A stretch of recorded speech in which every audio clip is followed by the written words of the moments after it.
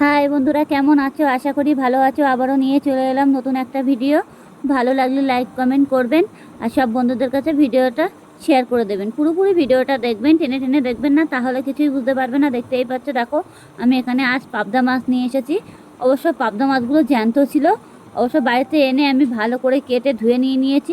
অবশ্য পাবদা মাছগুলো কাটতে একটু টাইম লাগে, যেতেই হোক কেন, যদি বলো কেন, এই মাছগুলো ছোট ছোট আঁশ তো, আঁশগুলো তুলতে একটু সময় লাগে। এই যে, আর মাছে এমনিতে প্রচুর পরিমাণে কাটা হয়, কিন্তু খেতে খুবই স্বাদি এই পাবদা মাছগুলো। যাই হোক, ভালো করে আমি কেটে নিয়েছি। নিয়ে এখন বাড়িতে এনে কেটে কুটে নিয়ে নুন হলুদ মাখিয়ে নিচ্ছি। এটাকে লবণ হলুদ মাখিয়ে নিতে হবে। আবার অবশ্য মাছটাকে একটু চিড়ে চিড়ে দিতে হবে। মাছটাকে চিড়ে চিড়ে দিলে পরে কী হবে যেন, মাছের ভিতরে যে কাঁটাটা থাকে না, সে কাঁটাটা পুরোপুরি ভাজা হয়ে যাবে। আর অনেক সময় মাছটা চিড়ে না দিলে মাছের যে কাঁটাটা সেটা গোটা গোটা থেকে যায়। আর কেটে কেটে একটু চিড়ে দিলে পরে মাছের যে কাঁটাটা সেটা কেটে যায়। আর ভাজলে পরে মাছটা পুরো মানে খেতেও ভালো লাগে, আর কাঁটা বাঁধার সম্ভাবনা থাকে না। যাই হোক, লবণ আর হলুদটা মাখিয়ে আমি নিয়ে নিচ্ছি। এবার পাবদা মাছটা বেশি বড়ও না, আবার বেশি ছোটও না। দেখতেই পাচ্ছ কীরকম সাইজটা মাছটা। অবশ্যই এখানে 600 গ্রাম মাছ আছে। 600 গ্রাম মাছটা আমি আজকে ভালোভাবে ঝাল করব। অবশ্য আমার ছেলেরও পছন্দ ছিল, আমার হাজব্যান্ডেরও পছন্দ। যেটি হোক, আমার হাজব্যান্ড যখন বাড়িতে থাকে তখন এইসব মাছ খেতে প্রচুর পরিমাণে ভালোবাসে, ছোট ছোট মাছ। আমি আবার ছোটো মাছ খেতে পছন্দ করি না। অবশ্য ছোটো মাছ খেতে পারি না, পছন্দ করি না বলতে কি, ছোটো মাছটা খেতে পারি না ওই কাঁটা বাঁধার ভয়তে। একবার জানো তো আমার দাঁতের গোড়ায় কাঁটা বেঁধে গেছিলো, এর জন্য আমি মাছ খেতে খুবই ভয় পাই, ছোটো মাছ। যাই হোক, আমি এখন কড়াই বসিয়ে দিয়েছি। কড়াই বসিয়ে দিয়ে কড়াইতে তেল দিয়ে দিয়েছি। তেলটা অবশ্য গরম হতে হবে। কড়াইটা তার আগে ভালো করে গরম করে নিতে হবে, যাতে তেলটা ভালোভাবে গরম হয়ে যায়। এবার মাছগুলো দিয়ে দিতে হবে। এবার তেলটাকে আমি এধার ওধার করে দিব, দিয়ে ভালো করে কড়াইতে তেলটাকে লাগিয়ে নিতে হবে। তেলটাকে ভালো করে লাগিয়ে নিতে হবে যাতে মাছগুলো লেগে না যায়। আর অবশ্য মাছ লাগবে না, কড়াইটা আমি অনেকটা গরম করে নিয়েছি, সেই কারণে মাছটা অবশ্য লেগে যাবে না, লেগে যাওয়ার সম্ভাবনা থাকবে না। যত কড়াই গরম করে নেবে তত মাছটা তাও দ্রুত ভাজা হয়ে যাবে। যাই হোক, মাছগুলো আমি এক এক করে মাছগুলো পুরোপুরি দিয়ে দেবো। আমি খুন্তি দিয়ে মাছ দিয়ে দিচ্ছি। আপনারা চাইলে হাত দিয়েও দিতে পারে, কিন্তু হাত দিয়ে একটু সাবধানে দেবে, এটা হাতে লাগবে না। অনেক সময় পাবদা মাছ কিন্তু একটু ফোটে, অনেক সময় পাবদা মাছগুলো ফুটে ফুটে ওঠে তো, যার জন্য। যাই হোক, আমি মাছটাকে ভালো করে দিয়ে দিচ্ছি। 3 পিস মাছ দেবো, দিয়ে ভালো করে এক এক করে মাছগুলো ভেজে ভেজে নেব। মাছগুলো ভেঙে না যায় সেইভাবে ভাজতে হবে। 3 পিস দেওয়া হয়ে গেছে, আমি আরও 1 পিস দিয়ে দিচ্ছি। যেটি হোক, জায়গা আছে সেরকমভাবে দিতে হবে। আর মাছের ওপরে মাছ দেবে না, একটু দেখে শুনে দেবে। ওরা দেখবে সবসময় একটু হাতে পাতে যেন না লাগে, সেইভাবে বুঝে শুনে মাছটাকে একটু তেলের ওপরে দেবে। খুন্তি দিয়ে দিলে কি হয়, গায়ে লাগে না, আর গায়ে লাগার সম্ভাবনা থাকে না। অনেক সময় খুন্তি দিয়ে দিতে পারে না, অনেকে পড়ে যায় হাত থেকে, সেজন্য অনেকে খুন্তি দিয়ে দিতে পারে না, হাত দিয়েই দেয়। আমি আবার মাছ আবার খুন্তি দিয়েই দিতে ভালোবাসি, আমি হাত দিয়ে দিতে পছন্দ করি না, বারবার আমার হাত ধুতে হয় সেই কারণে। যাই হোক, মাছগুলো আমি ভালো করে ভেজে নেব, পুরো লাল লাল করে মাছগুলো ভেজে নিতে হবে। আর মাছগুলো ভাজার সময় একটু ঢেকে দিলে ভালো হয়। অবশ্য আমি মাছটা ঢাকিনি, যেটি হোক। আবার দেখছি না মাছটা অনেক সময় ফুটছে না, এর জন্য আমি আর ঢাকিনি। যদি মনে করো যে মাছটা ফুটছে তাহলে ঢেকে দেবে, কোনো অসুবিধা নেই। কিন্তু মাছ আবার অনেক সময় ফোটে, আবার অনেক সময় ফোটে না। অনেক সময় ফোটে কেন যেন, কাপসা থাকলে ভিতরে তখনই মাছটা ফোটে, আর কাপসাটা যখন না থাকে তখন মাছটা ফোটে না। যাই হোক, ধোয়ার সময় একটু দেখে শুনে ধুয়ে নেবে, তাহলে এতটা অসুবিধা হবে না। যাই হোক, আমি মাছগুলো এখন আমি ভালো করে উল্টে পাল্টে দেবো। মাছগুলো দেখছি যে গ্যাসটাকে আমি বাড়িয়ে দিয়েছি। আবার বেশিক্ষণ রাখা যাবে না, না হলে মাছটা মানে হালকা তো পুড়ে যাওয়ার সম্ভাবনা থাকে, সেই কারণে। হালকা মাছ এমনিতে দেখতেই পাচ্ছ। এবার দেখো, মাছগুলো অনেকটা লাল লাল ভাব চলে এসেছে। মাছটা একটু চিড়ে চিড়ে দেওয়া থেকে মাছটা খেতেও খুবই স্বাদি। আর অবশ্য আমি মাছটাকে ঝাল করব। এবার মাছটা আমার হয়ে গেছে, আমি এপিঠটা পুরো উল্টে দেবো মাছটার। এই যে মাছটাকে উল্টে দিয়ে দিয়েছি, যে মাছটাকে আমার ভালো করে উল্টে দিতে হবে। এই যে মাছটাকে উল্টে দেবো, অনেকটা লেগে মানে ছিলিপ করছে খুন্তি দিয়ে, আর কি খুন্তি দিয়ে ছিলিপ করছে। যাই হোক, মাছগুলো আমি এপাশেগুলো আগে এক এক করে উল্টে নেব। এপাশে মাছগুলো অলরেডি আমার উল্টানো হয়ে গেছে, এই মাছটা ছিলিপ করছিল। যাই হোক, উল্টানো হয়ে গেছে, দেখতেই পাচ্ছ মাছগুলো পুরো লাল লাল হয়ে গেছে। মাছগুলো আমার ভাঙেনি। এভাবে মাছগুলো ভেজে নিতে হবে। আর যদি মনে করবে যে মাছগুলো কড়াইয়ে লেগে যাচ্ছে, তাহলে কাঁচা একটু লবণ তেলের মধ্যে দিয়ে দেবে, তাহলে মাছগুলো আর লাগবে না। মাছ ভাজার সময় একটু খেয়াল রাখতে হবে যাতে পুড়ে না যায়, মাছগুলো পুড়ে গেলে খেতে কিন্তু ভালো লাগবে না। যাই হোক, আমার মাছটা অলরেডি হয়ে গেছে, এখন আমি পুরো তুলে নিচ্ছি মাছগুলো। এই দেখো কত সুন্দর ভাজা হয়ে গেছে, দেখতে পাচ্ছ। আমি খুন্তি দিয়ে তুলে নিচ্ছি।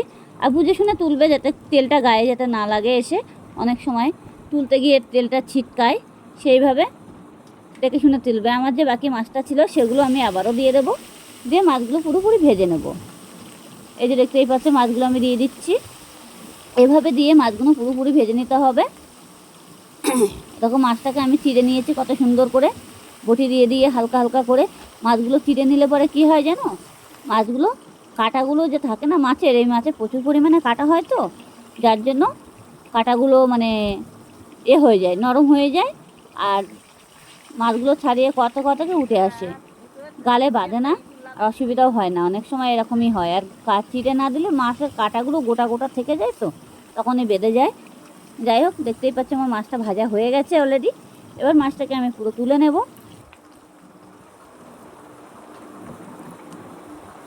এবার মাছটা আমি তুলে নিচ্ছি। দেখো এভাবে তুলে নিতে হবে মাছগুলো, যাতে গায়ে না লাগে। একটু খেয়াল রাখতে হবে সবসময়, একটু একটা জিনিস সবসময় একটু খেয়াল রাখতে হবে, যে কোনো একটা জিনিস করতে গেলে। দেখো আমার মাছগুলো অলরেডি ভাজা হয়ে গেছে কত সুন্দরভাবে। এবার কড়াইতে যে তেল আছে, এবার তেলের ভিতরে আমি কালো জিরে ফোড়ন দেবো। এই দেখো কালো জিরে ফোড়ন দিয়ে দিয়েছি। এবার দেব দেখো লঙ্কা, আপনারা যেমন লঙ্কা খাবেন তেমন দেবেন। অবশ্য কালো জিরে ফোড়ন অবশ্য তরকারিতে মাছের ঝাল করতে গেলে দিতেই হবে। আমি একটু পেঁয়াজ দিয়ে দিলাম, আপনারা চাইলে দিতে পারো, না চাইলে না দিতে পারো। পেঁয়াজ দিলাম একটু তরকারিটা টেস্টি হওয়ার জন্য। যাই হোক, এবার আমি কাঁচা লঙ্কা দেবো। এই যে কাঁচা লঙ্কা দিয়ে দিয়েছি। এখানে লঙ্কাগুলো অবশ্য বেশি ঝাল না, তার জন্য একটু বেশি দিয়ে দিয়েছি। অবশ্য লঙ্কাগুলো দেখেই মনে হচ্ছে যে ঝাল হবে না, পুরো লঙ্কা একদম পুরো, যার জন্য তো 5-6টা মতন দিয়ে দিয়েছি। গোটা গোটা একটু চিড়ে চিড়ে দিয়ে দিয়েছি। এবার এটাকে আমি ভালো করে ভেজে নেব। ভেজে নিয়ে একটু টমেটো কেটেছি একটা, সেই টমেটো আমি দিয়ে দেবো আবারও। এই টমেটোগুলো দিয়ে দিয়েছি। টমেটোগুলো দিয়ে ভালো করে নাড়াচাড়া দিয়ে একদম টমেটোগুলো পুরো করে ফেলতে হবে, মানে গোটা থাকলে হবে না। টমেটোগুলো ভালো করে ভেজে নিতে হবে। যাই হোক, টমেটোগুলো আমি ভালো করে ভেজে নেব। এবার নিয়ে যে লবণ হলুদ সেটা আমি দেব। যাই হোক, তার আগে এটাকে আমি এখন পুরোপুরি ভেজে নিতে হবে, পুরো লাল লাল করে নিতে হবে। টমেটোগুলো পুরো ঘেটা ঘেটা হয়ে যাবে। আর টমেটোগুলো না ঘেটা ঘেটা থাকলে পরে কী হবে, গোটা গোটা থাকলে অনেক সময় তরকারির মধ্যে তাগিয়ে থাকে, কেউ খেতে চাইবে না, কেউ ফেলে দেবে, এরকম করবে। যাই হোক, তরকারি এবার লবণ দিয়ে দিচ্ছি। লবণ দিয়ে দিলে তরকারি টমেটোগুলো একদম পুরো গলে যাবে। লবণটা একটু বুঝে শুনে দেবে, লাগলে পরে দেবে। অনেক সময় তরকারিতে লবণ দিতে গেলে পুড়ে যাবে, সেরকম বুঝে দেবে না, যাতে পুড়ে না যায়। এবার আমি একটু হলুদ দিয়ে দেবো। এই যে হলুদ দিয়ে দিলাম। এবার জিরের গুঁড়ো দিয়ে দেবো।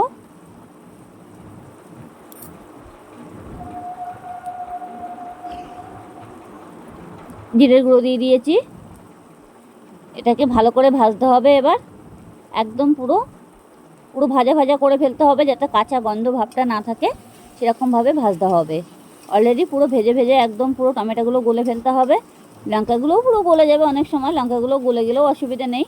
যদি মনে করবে যে ঝাল হয়ে যাবে, তাহলে আপনারা সেই বুঝে লঙ্কা দেবেন, কিন্তু ঝাল হবে না অবশ্য, এটুকু বলতে পারি। এই জন্য লঙ্কাগুলো একদম পুরো ফুলো লঙ্কা, তো সেই জন্য লঙ্কাগুলো ফুলো বলে সের জন্য একটু ঝাল ঝাল মনে হচ্ছে, কিন্তু ঝাল হবে না অবশ্যই। এটাকে দেখতেই পাচ্ছ আমার মশলাটা অলরেডি ভাজা হয়ে গেছে, আর একদম পুরো মানে ঘ্যাট ঘ্যাট হয়ে যাবে। আর পুরো ভেজে ফেলতে হবে, মানে তাগিয়ে না থাকবে, যাতে কাঁচা গন্ধ ভাবটা না থাকে, সেরকমভাবে দিতে হবে। হালকা একটু চিনি মারতে হবে, আপনার চাইলে দেবেন, না চাইলে না দেবেন। অল্প একটু কোনো রকম একটু চিনির দানা ফেলে দিতে হবে। এরকম আমি দিয়ে দিচ্ছি, অল্প একটু চিনি দিয়ে দিয়েছি। এবার এটা দিয়ে ভালো করে নাড়াচাড়া দিতে হবে। এটাকে আমি ভালো করে ভেজে নেব অলরেডি। দেখো একদম পুরো টমেটোর কোনো চিহ্নই পাওয়া যাবে না তরকারির ভিতরে। দেখেছো একদম পুরো ভাজা হয়ে গেছে অলরেডি। আমার লঙ্কাগুলোও পর্যন্ত পুরো মিশে গেছে। এভাবে করলে পরে তরকারির ঝোলটাও গাঢ় হবে, খেতেও ভালো লাগবে, দেখতেও ভালো লাগবে। এমনি দেখবে সবসময় একটা জিনিস, খাওয়া থেকে দেখাটাই বেশি ভালো লাগে। আর মানে মনে হবে তখন জিনিসটা দেখলে যেন খাওয়া হয়ে যায়। দেখো এবার অলরেডি আমি এখন জল দেবো তরকারির ভিতরে। এবার জল দিয়ে দিচ্ছি। মাছটাকে একটু ঝাল বানাবো, তার আগে আমি ধনে পাতা কেটে রেখে দিয়েছি। ধনে পাতাটা পরে দেব, এখন দেব না। এই যে জল দিয়ে দিয়েছি। এবার জল দিয়ে এটাকে ভালো করে ফুটিয়ে নিতে হবে অলরেডি। গ্যাসটাকে আমি বাড়িয়ে দিয়ে দিয়েছি। এটাকে ভালো করে ফুটাতে হবে। ভালো করে না ফুটলে আমি মাছটা যেটি হোক দেবো না। এখন ভালো করে ফুটাতে হবে। জলটাকে দিয়ে দিয়েছি অলরেডি। জলটা সেই বুঝে দেবেন, আপনারা যেমন ঝোল রাখবেন তেমন দিতে পারবেন, কোনো অসুবিধে নেই। আর পাবদা মাছ তো একটু হালকা টাইপের রাখলে পরে অসুবিধা হয় না, ভালো লাগে জ্যান্ত মাছের ঝোল। যাই হোক, আমি এখন ঢেকে দিয়ে দিয়েছি। এবার তরকারিটা না ফোটা পর্যন্ত আমি খুলবো না। এখন 5 মিনিট পরে চলো আমি আবারও ফিরে আসছি। অলরেডি ফুটে গেছে আমার তরকারিটা, দেখতেই পাচ্ছ। এই যে আমি এখন খুলে দিয়েছি ঢাকাটা। এবার দিয়ে আমি তরকারিটা ভালো করে ঝোলটাকে নাড়াচাড়া দিয়ে নেব। আমি কিন্তু সর্ষে ফোড়ন দিইনি আর সর্ষে বাটাও দিই না। অবশ্য সর্ষে বাটা দিলে আমাদের আবার একটু গ্যাস হয়, সেই কারণে। যাই হোক, মাছটাকে আমি এক এক করে ঢেলে দেবো। আপনারা চাইলে হাত দিয়েও দিতে পারো, কিন্তু হাত দিয়ে দেওয়াটা দরকার নেই, অস্ত করে ঢেলে দিতে হবে যাতে গায়ে না লাগে। এবার আমি এক এক করে খুন্তি দিয়ে মাছগুলো পুরো পাতিয়ে পাতিয়ে দেবো। এবার একটু নাড়াচাড়া দিয়ে মাছগুলো ভালো করে আমি আবারও ঢেকে দেবো কিছুক্ষণের জন্য। এই যে দিয়ে দিয়েছি ঝোলের ভিতরে মাছটা। ঝোলটা আবার একটু ভালো করে ফুটবে, না ফোটা পর্যন্ত। এবার আমি আস্তে করে থালা দিয়ে ঢেকে দেব। এই যে ঢেকে দিয়ে দিয়েছি, অলরেডি ঢাকা হয়ে গেছে। আমি আবারও 5 মিনিট বাদে আবারও ফিরে আসছি। অলরেডি দেখো আমার ঝোলটা অলরেডি হয়েও গেছে অনেকটা। এই দেখো, একটু হালকা টাইপের একটু ঝোল ঝোল রাখতে হবে। এই মাছের একটু হালকা ঝোল রাখলে বেশি ভালো লাগে। অবশ্য সর্ষে বাটা দেওয়ার কোনো প্রয়োজন আসে না। অনেক সময় অনেকে সর্ষে বাটা খেতে পারে না, আমরা আবার সর্ষে বাটা খেতে পারি না। সর্ষে বাটা খেলে কী হয় বন্ধুরা জানো তো? গ্যাস হয়ে যায়, অতিরিক্ত গ্যাস হয়। সর্ষে বাটায় গ্যাস হয় অতিরিক্ত, এটা সত্যি কথা। কিন্তু দেখবে চেষ্টা করে সর্ষে ফোড়নটা বেশি না খাওয়াই ভালো। অনেক সময় সর্ষে তো অনেক গ্যাস হয়। যাই হোক, এরকম আমি ধনেপাতা কেটে রেখে দিয়েছিলাম, সেই ধনেপাতাগুলো আমি পুরো ছড়িয়ে দেব। ছড়িয়ে দিয়ে দিয়েছি। এবার এটাকে ভালো করে নাড়াচাড়া দিতে হবে ধনেপাতাগুলো দিয়ে। আর ধনেপাতা নামানোর সময় দেবে, দিলে পরে গন্ধটাও ভালো লাগবে আর তরকারির টেস্টটাই অন্যরকম লাগে। অনেকে জানো তো সর্ষে বাটা খায়, কিন্তু তাদের কিছু হয় না। কিন্তু আমরা আবার সর্ষে বাটা খেলে পরে প্রচুর পরিমাণে গ্যাস হয়ে যায়। আমাদের বাড়িতে সর্ষে বাটা কেউ পছন্দ করে না। তো আবার চিংড়ি মাছ হলে আবার একটু মাঝে মাঝে একটু খেতে ইচ্ছা করে, এই যা। যাই হোক, সর্ষে বাটা দিইনি, কিন্তু তরকারির কালারটা দেখো, দেখে মনে হবে না খেয়ে ফেলি এখনই। যাই হোক, তার আমার ধনেপাতাগুলো দিয়ে এখন আমি ভালো করে তরকারিটা পুরো এধার ওধার করে একটু নাড়াচাড়া দিয়ে দিয়েছি। এটা আবারও একটু হালকা করে ঢেকে দেবো যাতে ধনেপাতার গন্ধটা মাছের মধ্যে চলে যায়। আবার একটু ঢেকে দিয়ে দিলাম। তাহলে আবারও 2 মিনিট পরে আমি আবারও ফিরে আসছি। এই যে দেখো তরকারির কালারটা কত সুন্দর চলে এসেছে। এই যে এবার তরকারিটা আমার অলরেডি হয়েও গেছে অনেকটা। বেশি ঝোল কমাবো না, যেটি হোক মাছের ঝোল। পাবদা মাছের ঝোল এমনিতেই খুবই ভালো লাগে। আর গরম ভাতে গরম গরম পাবদা মাছের ঝোল দিয়ে ভাত খেলে এমনিতেই বাঙালির খাওয়া, অত তাড়াতাড়ি খাওয়া হয়ে যাবে। আর মাছটাকে একটু ভালো করে ভেজে নিলে অসুবিধা হবে না, মাছে কাটাও পাতবে না। দেখো ঝোলটা অনেকটা হয়েও গেছে, পুরোপুরি কমপ্লিট হয়ে গেছে তরকারিটা আমার, দেখতেই পাচ্ছ।